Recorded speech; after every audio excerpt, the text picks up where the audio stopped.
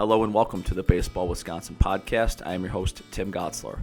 All right, so we are in the fourth episode here, Game 7, fourth inning, where we sit down with head baseball coach at DePere High School, Bob Van Rens.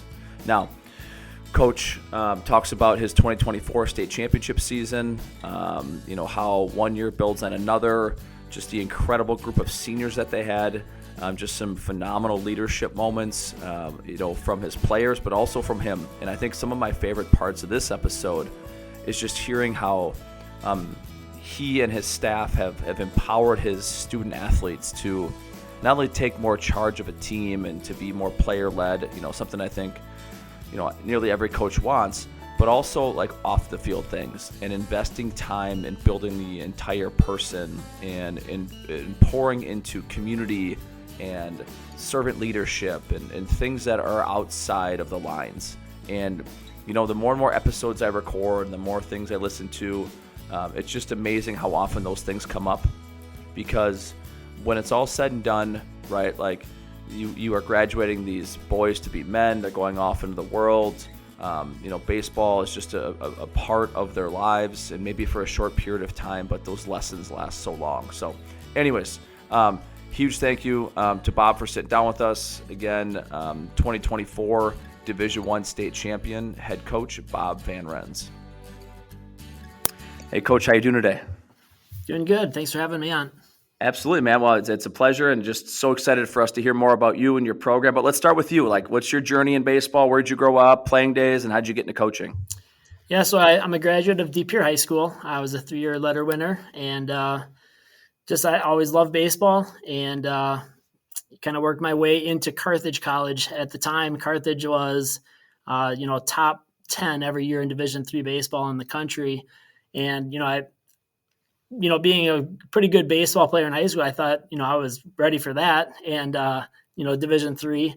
Well, when I got there, my first week, I was like, I'm good at baseball, but these guys are all really good at baseball, and they're built like football players. And, that was a rude awakening, like, oh boy, I'm going to have to work my tail off here. So went to Carthage for 4 years. I was part of the winningest 4 years in Carthage baseball history. I'm very proud of that. We have a lot of really good friends, obviously, that was part of that. And we had a really good group, and eventually kind of went into coaching after that. So just love baseball and always want to be a part of it. All right, so you got to talk about Augie. You got to go back down to Carthage, and like that's unnatural, right? I don't care if it's Division III, JUCO, NAIA, like to be around that winning environment and to be around a leader of that magnitude. And like, so maybe give us some of the nuggets that as when you were there at that time and now looking back, like what did you learn about program, about other lessons, and then how to do it when you were the guy in the head chair? Yeah, so I was not Augie's type. Augie was hitting, and I was very good defensively. And actually, one of the nicest compliments I've ever received from anybody, Augie, after my senior year, when I was done, he said, if I had your hands, I think I would have made it to the big leagues, because he could hit. I don't know how old he was at the time when I was there, but when we would have a bad batting practice, he's like, well, I can't say exactly what he said probably on here. He was very animated, but he would say, let me show you how it's done. And he would take a fungo and just whack, home run after home run. But no, the way he approached things was really more of a laid back atmosphere. He let us, be really, we had a lot of fun together. It created a great camaraderie within our program.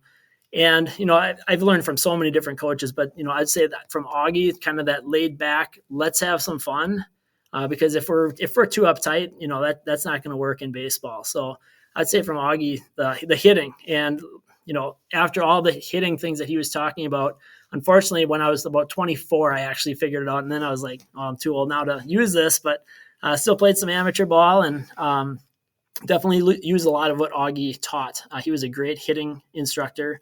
But yeah, just a great experience at Carthage. Beautiful. Well, I appreciate you doing that. Okay, so eventually, you get done with school.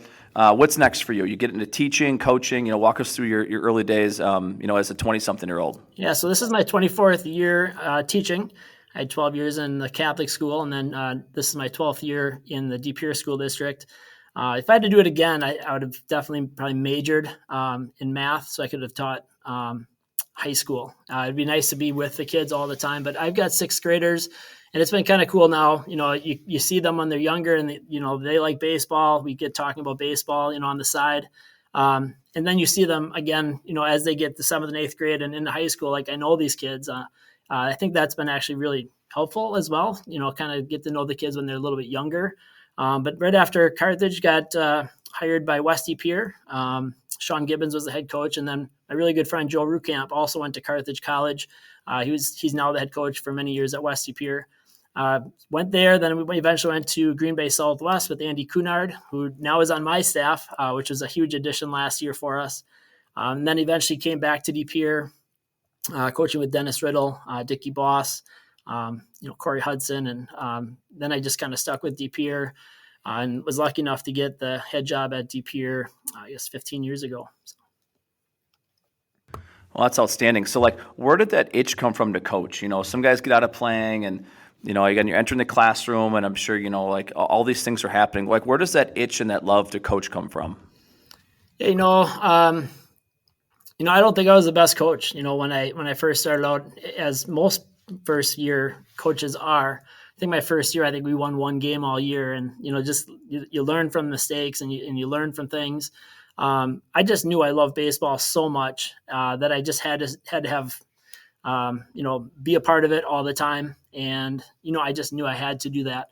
So there was not even a question about if I was going to be coaching. It was I'm going to be coaching. I just love the game, love being around it. Always have since I was a little kid. There's a picture of me when I was actually old home videos now. Surprisingly, as old as I am, we had home videos. But there's a glove that was as big as my body. I was probably 3 years old, and I was throwing an invisible ball. And I just have always just had a natural love for baseball for whatever reason. My dad loved baseball and softball, and I think I followed him a little bit, and that's how I just wanted to stay in the game. There's something special about dads and sons in this game. No matter how many people you talk to from, what part of the country and part of the world, it's just something different about America's pastime. Well, it's funny as you're talking about, life in the Fox Valley and guys in Milwaukee area, guys in Madison area, guys in the Eau Claire area. That's an area you've known so well. And you've had a chance to play there, grow up there, coach at some different schools. And then, 15 years ago, you get your own program, right? And you get to come back home. And so now give us an update, give us a little flyover of your program. How many kids at the high school? How many kids come out for baseball? What do tryouts look like, as we start making our way from February into March? Yeah, so I believe our school is about 1,200, maybe 1,400. So we have had a lot at our tryouts. I think last year we had 70 kids in our program that were trying out, and this year looks like about 65. And if we keep a maximum of 18, we're still gonna have to make some cuts. That's always our hardest day as coaches. You see these kids working so hard all off season, and to have to tell them that it's not going to work out, it's just heartbreaking for all of us. It's a good problem to have those kind of numbers, but then, we talk about this at every open gym as coaches, what are we going to do here? There's so many good baseball players. We've really created a pretty good program here over all the years with all my assistant coaches helping.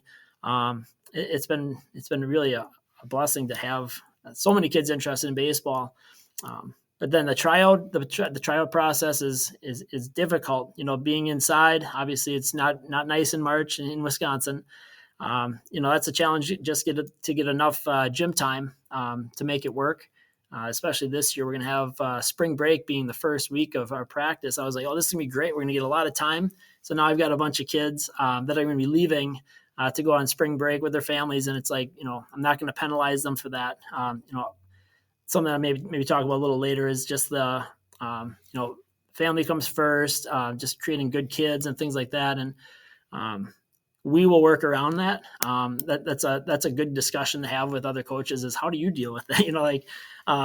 Because it's always a challenge. You never want to say, well, you have to be here for baseball when you could be going with your family for something. So we work around it, even though that's something that I'm I would expect kids to be there, but I understand not everyone is probably like me and have the passion that I have, but we work around it. But yeah, great problem to have with all the kids. It's a credit to our youth program that we have is amazing in DePere.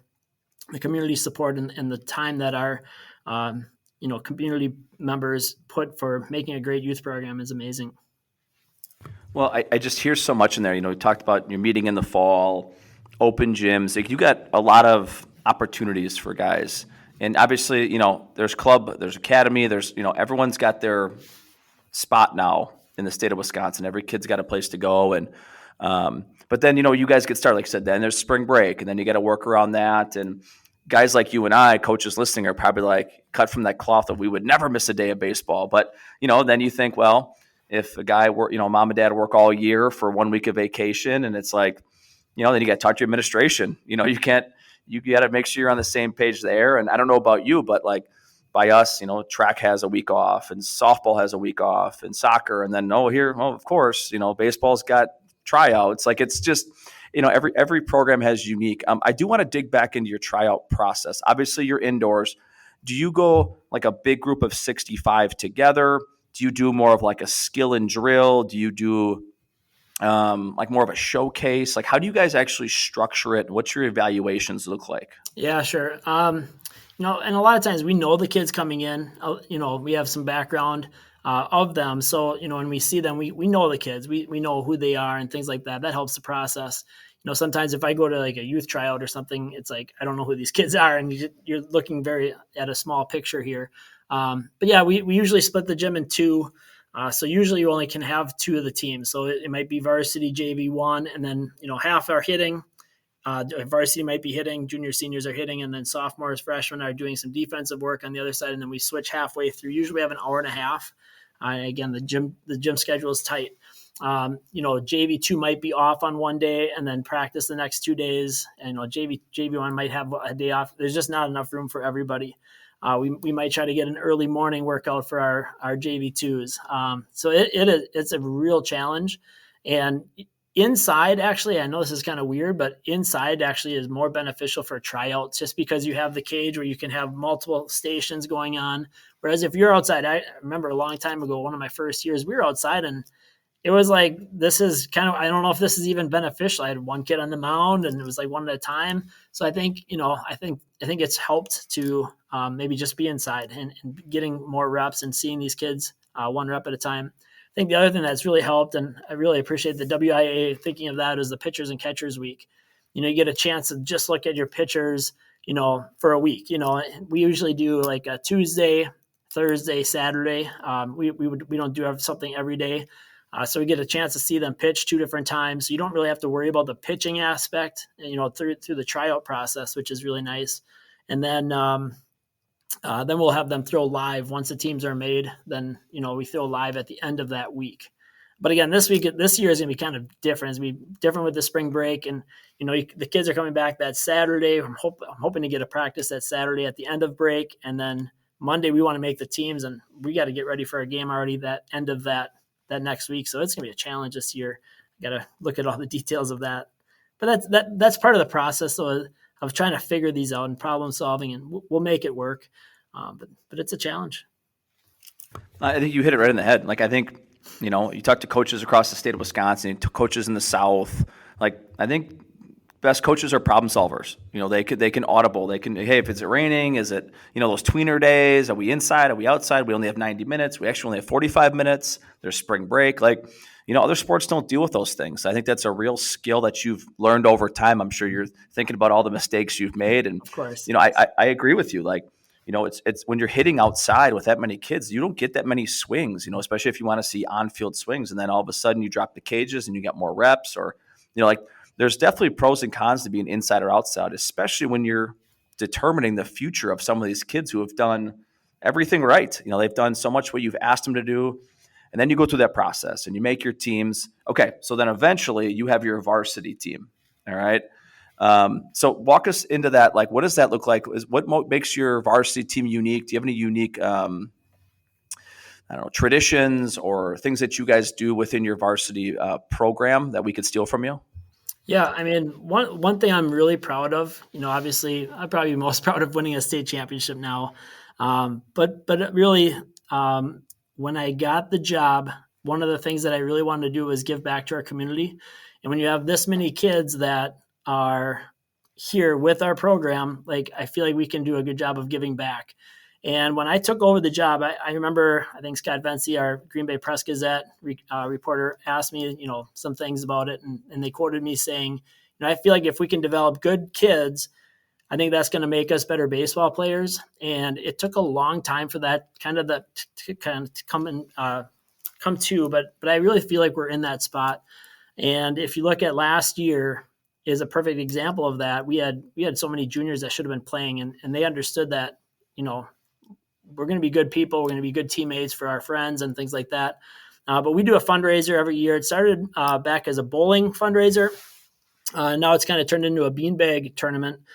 So, for instance, we have one coming up on Super Bowl Sunday. The kids are going to be donating at least $30. They can raise more money, but we always find a community worthy somebody to give the money to. So we've given it to breast cancer. The Miracle League is for handicapped individuals that get a chance to play baseball. The CP Center, Cerebral Palsy Center. And then we had a 12-year-old girl that just passed away from cancer in our community, Hadley Baker. Last year we gave, I think it was like $3,000 from this beanbag tournament that we ran. Some of the kids had to cut their hair off, and it was for like a whole school-wide event, but our baseball program raised about $3,000 for that. This year, we had one of our players lost his sister, and so we're going to try to raise some money for his family for the funeral of his sister. So, one time I said that, and one of my old friends said that he said, well, you should be giving that money for your baseball guys. And I said, well, I think it's important to give back to the community. We have a booster club that's fantastic that we could talk about possibly at a different time, but we like to give to others. And I think it's a good thing for the kids to learn a lifelong lesson to give to others. And it's been something I've been very proud of. We've raised so much money for different organizations, and I think when you get good kids, and then, they're going to be there early for practice, or they're going to be a good teammate instead of just thinking about themselves. So something that I've been very proud of. Yeah, and kudos to you and for setting that standard. 15 years ago, it sounds great in a newspaper article, and everybody feels good about it. But then you got to execute it, and you choose to carve out time in your day, in your program, in your community to do that. Like, where does that come from? Like, where does that service-oriented, mentality come from in your life? Yeah, I mean, that's a good question. My parents have been always very caring people, always thinking of others. So maybe it's from that. 12 years at a Catholic school. I was at Our Lady of Lourdes in West DePere for 12 years teaching, and, really learned a lot of important things there. But I think it was even before that. I think, my parents raised me well, I feel, and I don't know, it's just something that I've always liked to do, just give to others. And I'd like to teach that to all the kids in our program. Like I said, I think they appreciate that too. It's something that's really grown, and it's just an expectation in our program. So. I just really appreciate that. And those are separators. Those are lifelong memories for your guys and for your community. So, speaking of lifelong memories, I mean, you won a 2024 state championship, right? So now we'll talk a little baseball. But 2024 does not happen without 23 and 22. And so maybe go back a couple of years. Like, you as a head coach, your staff, your program, and some of the guys, like, how does 1 year stack on another year? And some of the lessons learned that got you guys ready for 2024 to hoist that gold ball in Appleton? Yeah, every year, for the first 14 years of my head coaching career, you go home with a loss. And boy, that it hurts so bad. Every year you have to say goodbye to that group of kids that you've known since seventh grade or even before that. And, I give a lot of credit to my athletic director, Jeff Bizek. At the end of every year, we sit down and we talk. And, he's given me many good ideas. And one thing I brought something new. I was always trying to get better. If things weren't working, I wouldn't keep it the same. I'm always trying to change. Like when I took over, I just did what Dennis Riddle, who was before me, did. He was my coach. I did what he did. And then, after these devastating losses at the end of the year, it's like, okay, well, how can we get better? And we were constantly trying to change things with the help of so many assistant coaches through all the years. So I developed this leadership committee, just something that I felt that the kids on the field, I think, were more waiting for, Dickie Boss, our pitching coach, to come out and say something, or me to come out and say something. And I thought that was backwards. I thought that, I wanted to develop leaders that were going to be on the field. I wanted them to have that responsibility of, okay, things aren't going well. Let's stop the game. Let's call a timeout. Let's go take a timeout, talk to the pitcher, whatever it might be. And so started that about, I think it was like 3 years ago. Introduced this book. Maybe you've heard of it. It's The Twin Thieves by Lucas Jaden and Steve Jones. Local guy. Steve Jones was the football coach for many years at Kimberly, obviously super successful.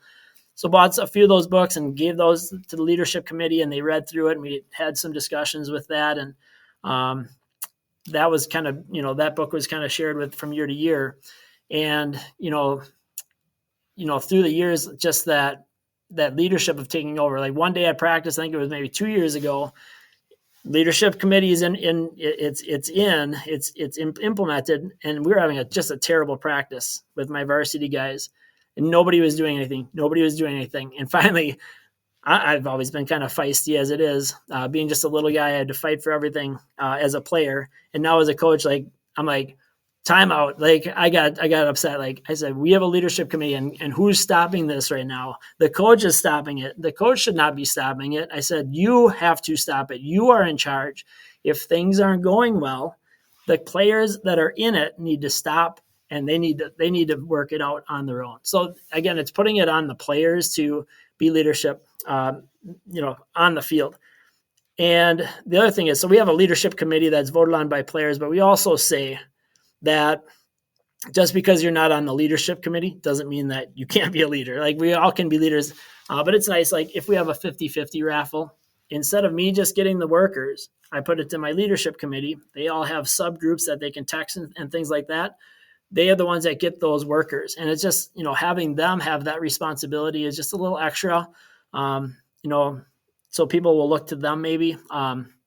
But I've got a great example of Jack Nickley was our catcher last year on our state championship team. When he was a junior, he was not on the committee, but he was sending me messages about leadership and things like that, and I loved it, And then, after conversations of, this is what a leader would do on the field, and having those conversations, like, let's stop things, let's talk it over. As a senior, Jack was on the leadership committee, and he was our catcher last year, and I think he played 27 out of the 30 games behind the plate, which is hard to do. And anytime that I was ready to let Dickie Boss, our pitching coach, go, and right when I was about to send him out, I see Jack Nickley heading out to the mound on his own. And I'm like, oh, man, this is awesome.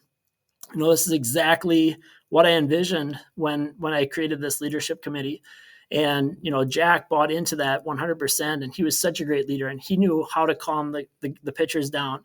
Probably better than Dickie would. Dickie's awesome, but sometimes he gets a little bit too angry about things. And but the leadership committee has been a nice thing. So after the 2022, we had beaten Bayport twice that season, and we actually had to go against Kimberly, so we weren't actually expected to win that game, and we upset Kimberly.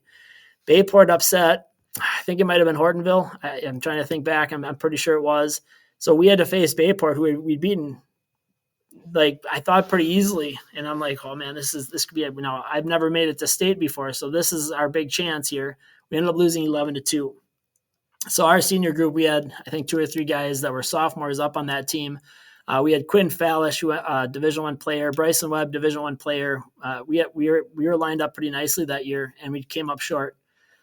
Then we fast forward to 2023, we get to face Kimberly again, and I remember saying, like, man, this could be a program-changing win if we can beat Kimberly again 2 years in a row in a sectional. And we did that, and, feeling pretty good. We had to go up against a Hortonville team, and the Hortonville team was really full of seniors, a really nice-looking team, get beat 10-0. And after that game, there was a picture in the Green Bay Press Gazette, and it showed down the line, I think probably watching Hortonville get their, medals for advancing the state. And there's a picture that I learned later that Jack Nicolay cut that picture out of the paper, and he had it in his room all year round, getting ready for the 2024 year. And he shared that with some of the guys, like, this is not going to be us again. And the kids just had that want to so bad, so internally motivated. And, then I feel like we were that Hortonville the year before. This last year in 2024, we had a great senior class, much like Hortonville had in 2023. And, I think it was just our time to make that next step. But yeah, the process of going through those heartbreaks of, one game short 2 years in a row, boy, that was heartbreaking. Well, and I don't. Sectional day is like, again, I don't care what division. It's the craziest day in Wisconsin baseball. And you get through it. Again, you work your whole career, and guys, have gone. Some guys haven't. Like, it's unbelievable, right? Like, it's an amazing. And then it's like seed meeting. Now you got to win 3 more games. Like everyone's on full rest. Like you get there, and then it's like, oh my gosh, it's like going to the College World Series. You watch the guys go to Omaha. Like, these are 8 phenomenal teams. Mm-hmm. So you break down that wall in 2024. You win a sectional final. You get the plaque. You're bawling your eyes out. You guys are having these celebrations. You're making the T-shirts. Like, how do you get ready for a state tournament? Yeah, it was. Well, I put in a lot of time looking at other teams, and I've got a chart on every kid that our opponent has. So I gain a lot of information, and it's a lot of work. But I feel like I prepare, like, where the guys hit the ball, and things like that, where we can kind of prepare a little bit for what we have in front of us. And when you're so what I did was I looked at, we were the 1 seed playing Menasha. And then, so I scouted obviously Menasha, and then also the 4 or 5 teams. And boy, when you look at the teams, it's like, we were the number 1 seed, but like West DePere, I think they beat us 8-2 in the regular season. And then we beat them 1-0 in the regional final. And West DePere took second to Menasha. I'm like, okay, Menasha's the 8 seed. Like, we're up against it here. But yeah, the preparation for that it was a lot of work, and I give my family a lot of thanks for them to allow me to do that. I'm constantly working on things all the time in the baseball season, and they understand it takes up a lot of time. And I have to thank them every year. At the end of the year, I've got 3 daughters and a wife, and I always ask them, is it okay if I keep doing this? And they're like, absolutely. They like that I do it. They really had a great time at the going down to Appleton three times was really fun. And there was a picture after the state tournament that after he won, I looked up at them, and there's like a fist bump to them, and oh my gosh, it was such an emotional time because of the sacrifice that coaching is for a family is very difficult, but just the preparation is amazing. And then to not only, you're facing all these teams that are equal, whether you're 1 seed or 8, they're all equal. And then it's up to the kids from there. Like, you can prepare them all you want, but again, that internal motivation that our seniors had and the rest of the guys to be good teammates when they should have been playing, right? I've got a lot of guys last year that should have been playing that weren't, and they're still teammates. And that was huge too. I think that was a big part of our success. Is no one was selfish about why am I not playing kind of a deal. I'm sure there was some of that, of course, but nothing that was ever a distraction that I knew of. All right. So before I get to more about the 2024 season, hear about the players and preseason, all that kind of stuff, because I think that's valuable. You talked about something I think a lot of coaches think about is like, I know for me, I got 2 daughters, I teach, coach. I feel like I'm always on the phone. The deeper you advance in the postseason, I think there's more phone calls, there's more emails. Like, dad is just like dim that switch off because the switch is always on during baseball season. Like, how do you do it? Like, give us some tips. Like, what do you have any routines? Do you have anything that you work through to like try to, do it all at such a high level? Because it does take what it takes. A lot of it's just like early morning. Like, I'll do a lot of stuff if the girls are sleeping on a weekend or something. You do it at the time when they're not there. But a lot of times I'm at the kitchen table, so if maybe they're doing homework at the kitchen table as well. So, we can still have that, conversation and things that you might still want to have. It's just like, it is a family sacrifice and that's why I ask them every year, like, is it okay if I keep doing this? And every year so far it's been that I can. So that's exciting. But yeah, I mean, hopefully raise the girls to be, good people as well. And I think they understand that I have that passion. I think if they have a passion, I'm going to support their passion. And, I feel like they feel the same way. I love this and they know that I love that. So, one of my big things and this is one of my things for the off season is, like I don't go to the like weight room all the time. Like you look at a Brian Winchester, obviously a successful basketball coach. He's at the weight room every day, and like I can't do that. I can't do that just because I need to have a little bit of separation. So one of the things I've talked to my kids this off season is you need to be internally motivated versus externally motivated. If you can be internally motivated, we're going to be good and you're going to get stronger. And the kids understand there's a lot of competition, so they need to be working at it. I'll give reminders, but the time, I think you have to balance that family and your own self time as well, with what you do in baseball. Otherwise, I think it can totally consume you completely. So. I appreciate that. I think as coaches sometimes it's, especially people are listening to podcasts and trying to get better, going to clinics, you always think you're missing out on something, and you can always justify, hey, I got to watch more video, I got to have one more phone call. And you forget sometimes that your wife and your children are at home and they have stuff going on too. And, so I really appreciate you doing that. Back to your 2024 group. I look back and I'm like, man, all the preseason hype, right? And it's number one this and PBR's this and the WBCA's got you ranked.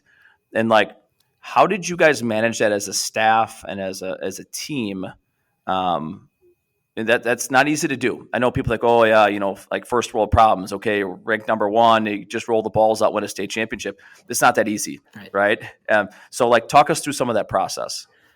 Yeah, so I love going to the coaches clinic. I missed 1 year when my third daughter was born, and she was like maybe 2 months old. That was the only time I missed in my 15 years plus as an assistant coach too. But you go and you're excited to see where you are in the conference. So I looked in our conference, we were number one. I was like, oh, that's cool. Like we're predicted number one in our conference. And I thought we should have been this year. And then I didn't even think of like the state. Going into it, I thought we'd probably be top 4, top 5 in the state with all the good guys coming back. And sure enough, I look and I see that we're number one. It's like, oh man, there's a kiss of death, like number one preseason. I'm like, oh geez. So, I was like, well, I'm not going to talk about this. Not, the kids don't need to know. It doesn't mean anything. And, I get back. So that was, Friday into Saturday. And then we have open gym on Sunday.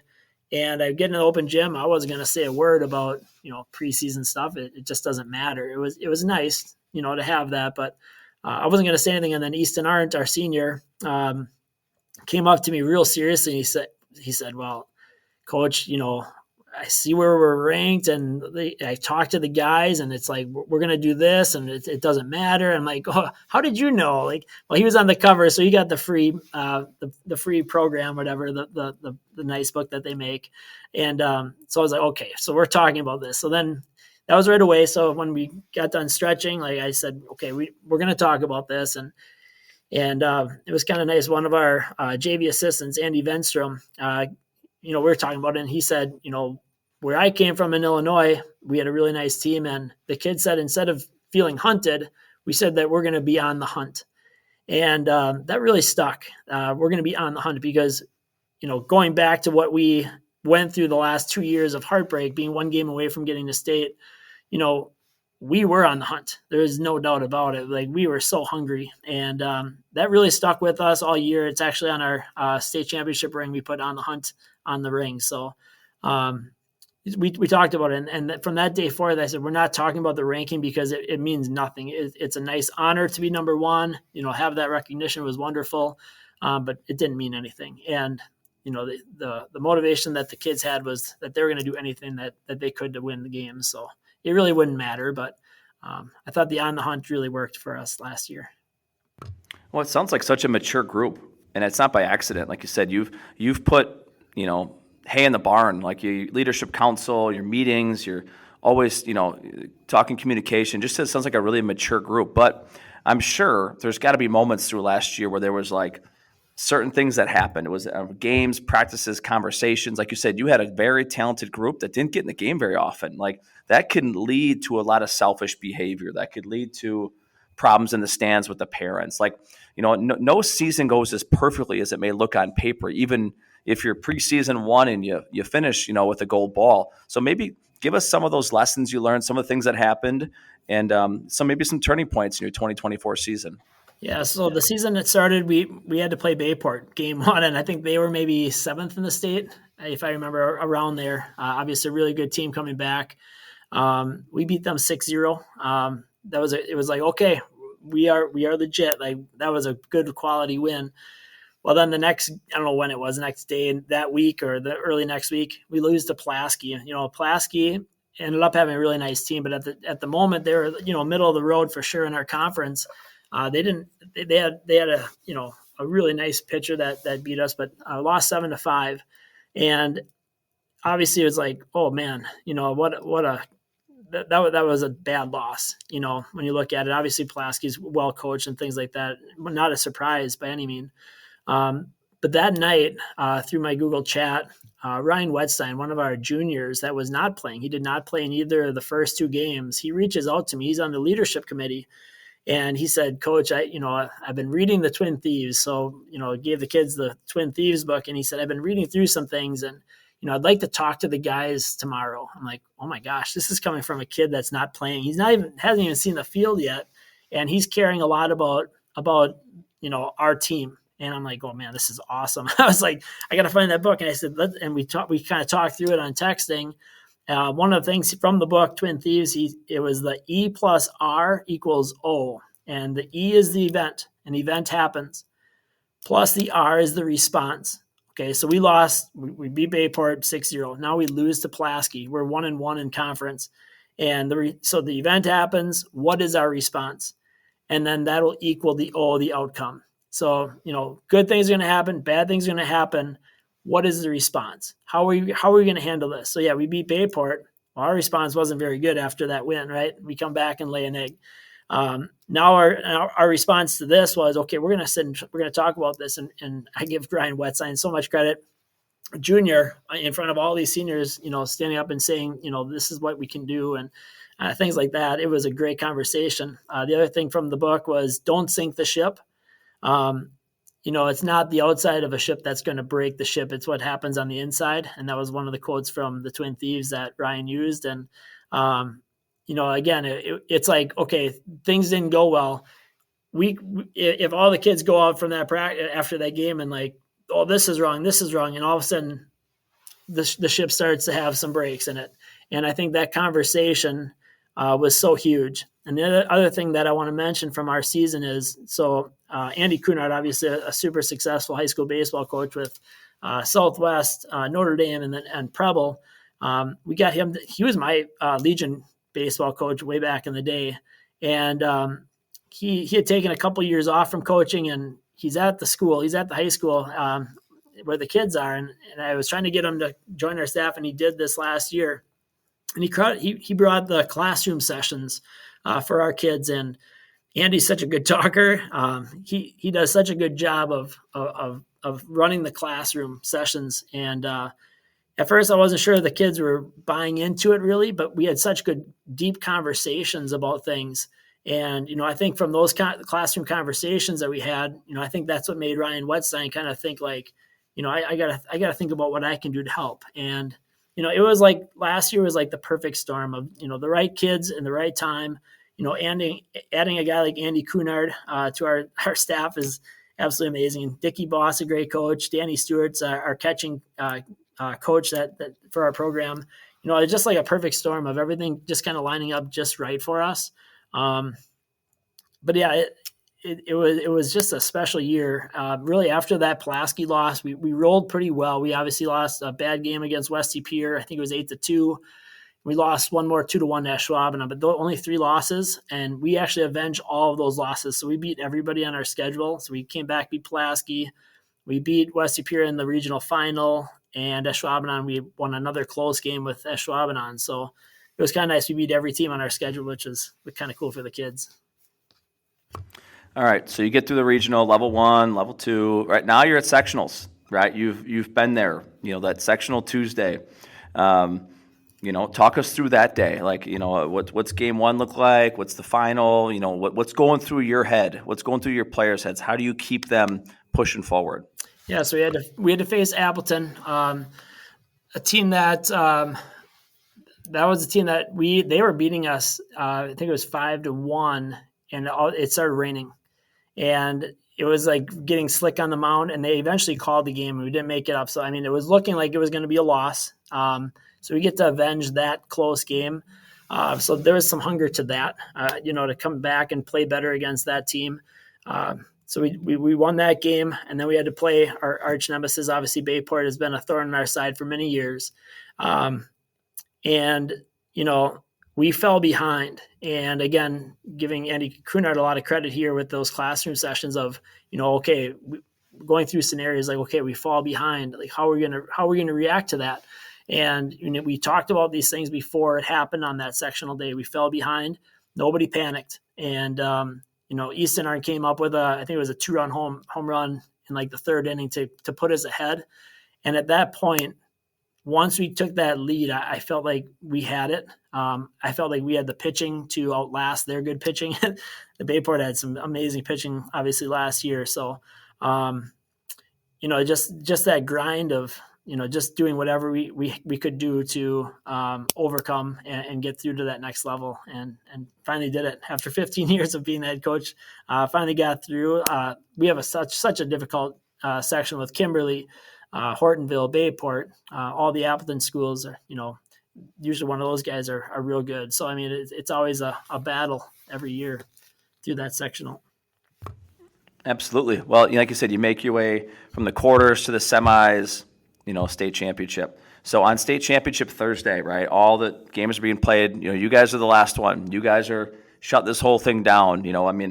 How do you get your guys ready to go? Emotions got to be high. Community support, I'm guessing, is outstanding. It's nighttime. You're at Fox City Stadium. Like, is there a message you deliver? Is there a moment where it's like, I know we're ready to play this game? The kids were so loose through all of that. I remember feeling really good we had a little, we hit on the field right before we went down. Everybody was very loose, playing music, dancing around. The players were really loose, and I felt like that was a big thing. On the way down in the bus, the kids were joking and even dancing around a little bit. I feel like they just knew that it was their time. I talked about Landon Rago was our pitcher that day, big 6'7", 300-pound left-handed pitcher that we had as our number 3 pitcher. He said, I never felt nervous. And I think that has to do with what a good group of kids that we had, that they all just believed in each other. I think the classroom sessions that Andy Kunard put together, I'll keep saying that, it was huge. I think we had a little classroom session before we went, just sharing how we're feeling and things like that, and kind of putting it out there, and have the kids kind of speak up too. And like I said, Andy does a good job with, running those sessions to get guys in the right mindset. But yeah, I felt like we were loose, we were relaxed, confident, and I really, nothing was going to stop our seniors and our whole team on that day. Augie's got to be smiling if he ever listens to this. Doesn't it feel like when you're at Carthage and the boys are just being the boys, and his laid back environment, and I'll be the first one to admit, I can get wound up, I can get tight. And I know that guys feed off those things. I truly believe that the players sense the energy of a coach, and we've all made mistakes, and just to be that loose is a huge credit to you and your staff. But what does this mean to your community? You guys have done so much for your community, all the fundraising, all the special benefits, the teachers. Like, what does this mean to your community, who's had a great success in so many sports, and to finally break down that wall and bring them a gold ball? What does that mean to DePere baseball? Yeah, it was so cool. The community involvement that whole week was really spectacular. Day 1, Monday, we had a huge crowd down there. And then Wednesday was a little bit small. I think we played a little bit earlier in the afternoon. So not as many people were able to get off of work and things like that. But, Brian Brick, actually Bayport Radio, our enemy, became really good friends with our assistant coach, Brian Bricky, we call him. And Bricky would call the games. And like a lot of times my mom didn't want to go down to Appleton, so she would actually just sit at home and listen to the game. So I think a lot of people, from what I've heard, listened on that Wednesday. So maybe it wasn't the support in the crowd, but then on Thursday night, and that's something that I talk with my daughters often because they were at every game. And that week, and I know it's not always like that, it was just perfect weather all week. So like it was easy, like, oh, let's go to the ball game. And our youth program that does such a great job with our youth, they actually canceled all the games in town. It covers East and West DePere, but they shut down all the games and said, go support DePere High School. So for us to actually, take home the gold ball, like it was such a cool experience. It's something that, so in 1986, my brothers graduated in 88 and 89. And so I knew a lot of the guys that were on that 1986 DePere team, Bricky being one of them. He had a lot of interest in this team. Like, he was like, you got to get one step farther than I did. He took second place in 86. And that was the last time we took top two in the state. And there was an old picture.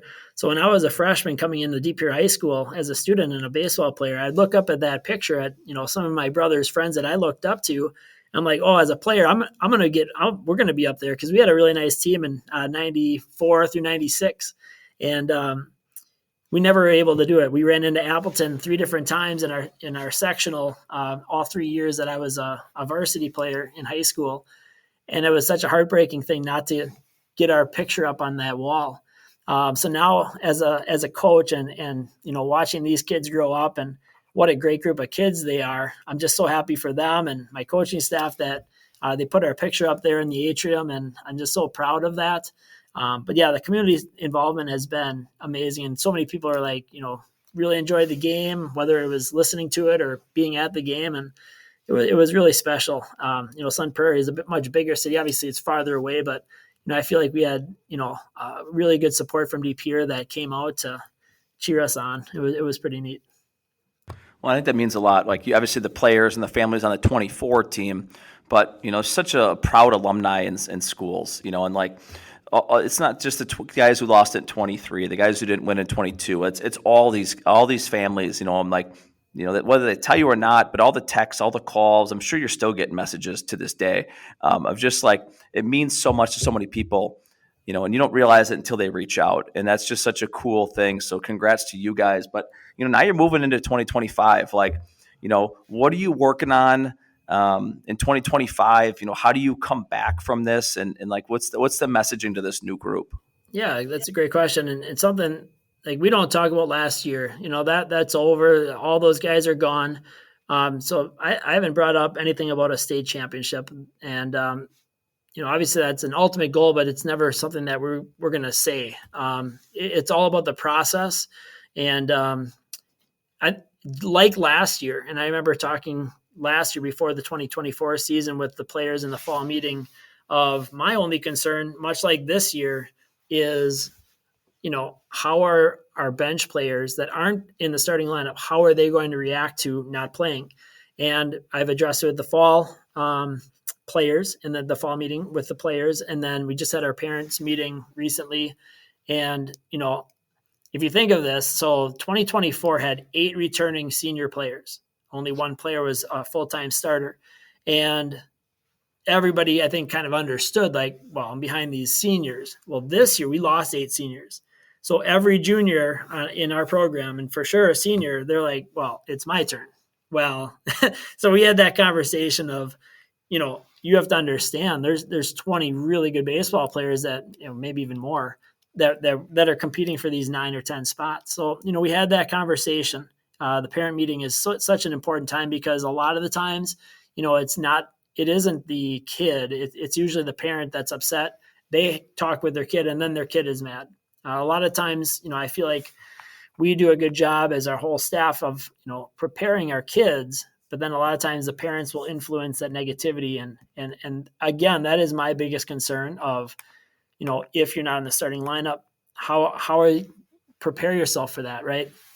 But when your number is called, you also have to be ready. So there's that mix of, being a teammate first, it's a lifelong skill too. I mean, we're all in teams, right? As professionals, you're on a team. Like you have to be a team first person, So that's my biggest question mark going into this year. I think we're going to be a strong team again this year, which is exciting. Well, it's so interesting. I heard a coach say, I don't know, at some point years ago, like the kitchen table can really dictate your season. What parents and the kids talk about at home, and you can't control it, right? As coaches, you can't please everybody.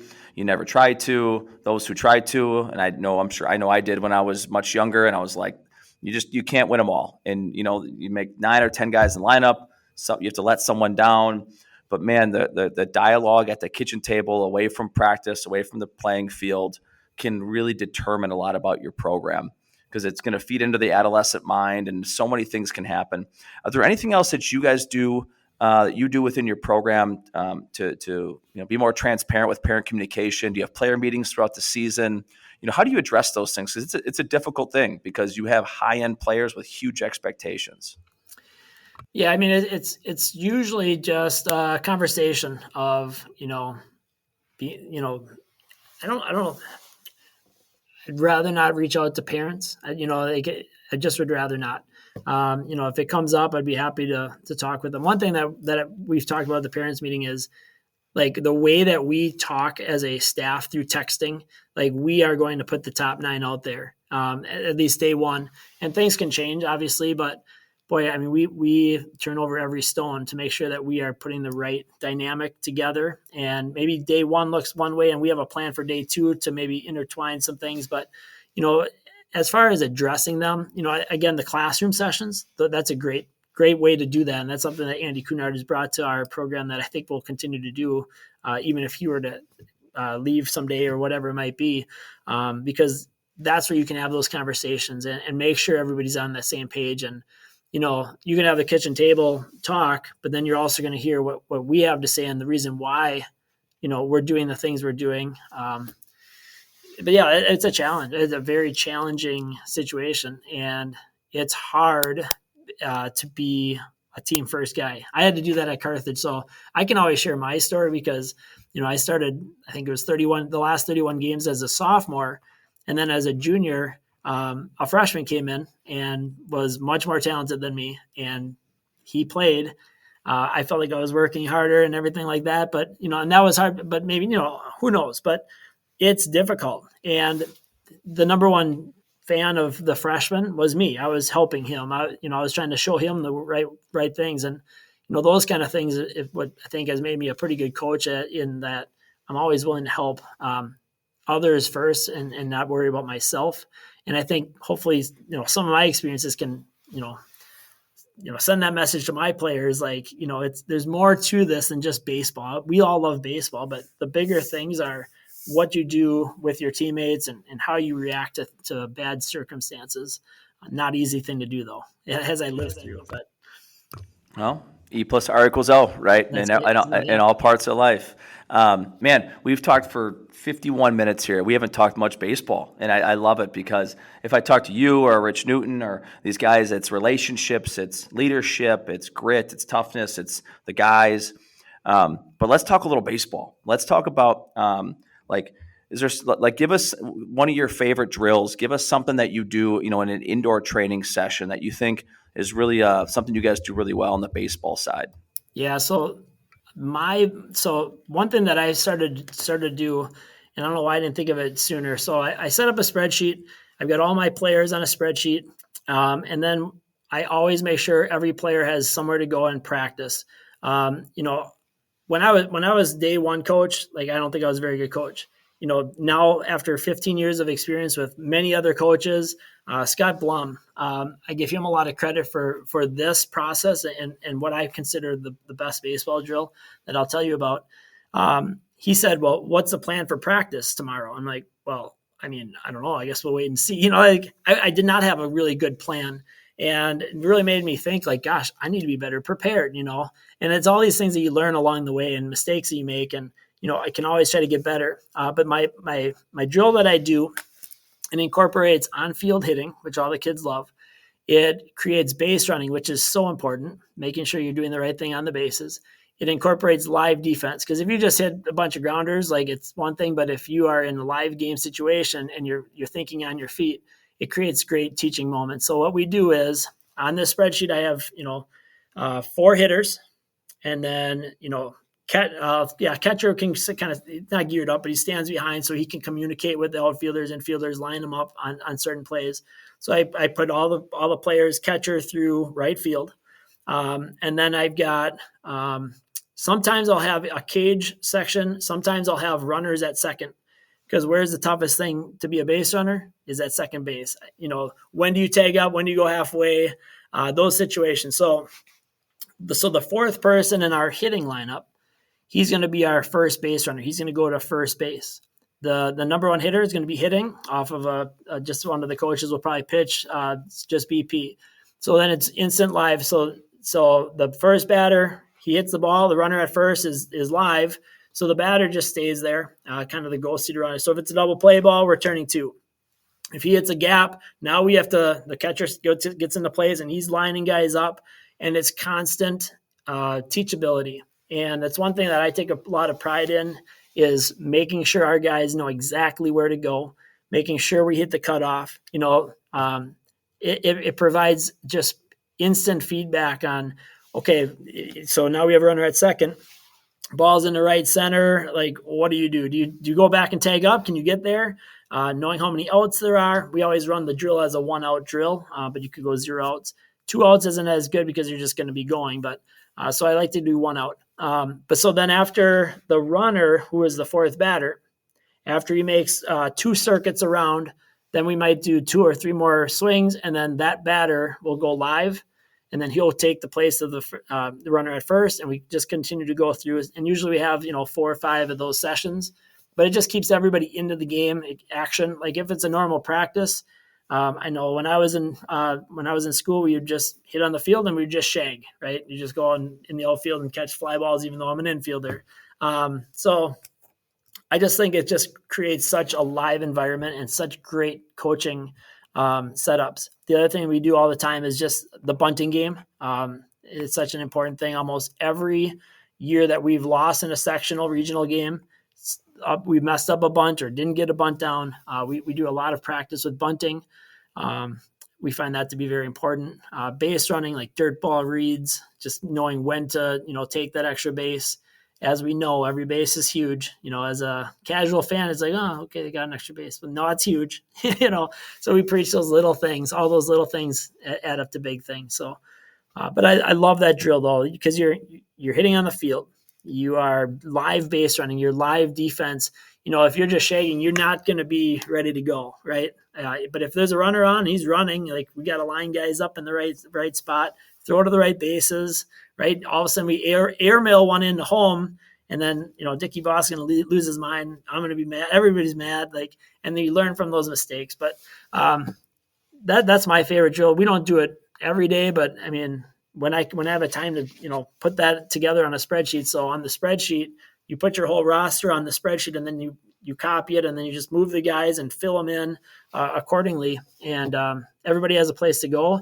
They can see the sheet. Like, this is what I'm doing round 1, round 2, round 3, and so on. It works really well for us. I appreciate that. And you mentioned, you're always looking to get better. You go to WBCA, you're reading a book. Is there anything else you're working on now? I know you talked about, having your 2025 varsity team, but is there anything you're working on this off season? Anything that's really intriguing you? Maybe something that maybe we should change how we do that. Is there anything that you could think of on the baseball side that you're working on? Yeah, that's a good question. I don't think anything really different this year. I think, a lot of times when you lose, you're always like, okay, how can we make that better? After we win, let's just do what we do more than anything. But, we are constantly in communication with, other coaches in our program, just talking about things. And, maybe we added some young guys this year. Maybe they're going to have some new ideas, and we're always willing to, try new things and learn along the way. One thing that we're going to do, instead of doing pitchers and catchers, pitchers all 3 days, Tuesday, Thursday, and Saturday, we're going to do just catchers on Thursday. We saw the importance of Jack Nicolay last year as being a great defensive catcher. And we're going to try to implement more guys to be catchers.